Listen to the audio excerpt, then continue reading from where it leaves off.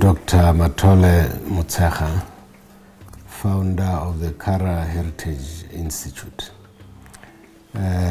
In this institute, we teach a religious philosophy called Karaism.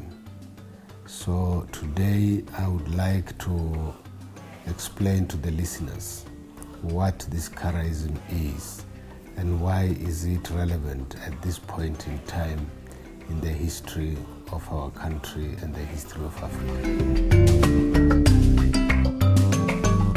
When we look around us today, we find that African people are suffering from inferiority complex. They have an identity crisis. They are unable to answer the question, who am I, where do I come from, and where am I going?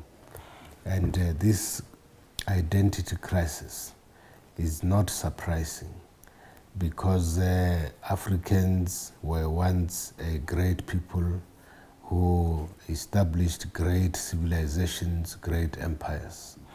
But there came a time when they were conquered by various races and enslaved, and colonialism followed thereupon.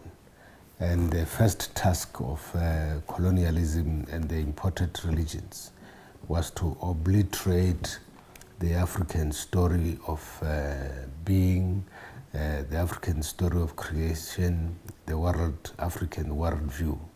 And now, by the time Africans fought and liberated themselves, all that there was to know about themselves was already suppressed, undermined. So they had to start to look for identity from even the slave masters and the colonial masters. And now that's why there has been a call by different African leaders that we need the rebirth of Africa. But even those African leaders who championed the African Renaissance didn't seem to know precisely where to start to answer the questions that I have posed.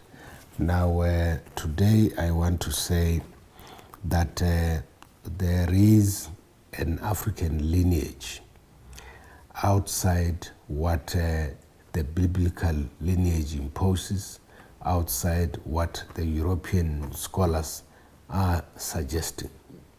And this African lineage starts in the center of Africa, the African continent, at the source of the river Nile. Our ancestors recorded and taught that humanity evolved inside Africa in the area of the Great Lakes. And that is different from what the Bible says, that humanity originated in the Garden of Eden somewhere in Asia Minor. Now is the time for African people to follow this lineage that I'm talking about.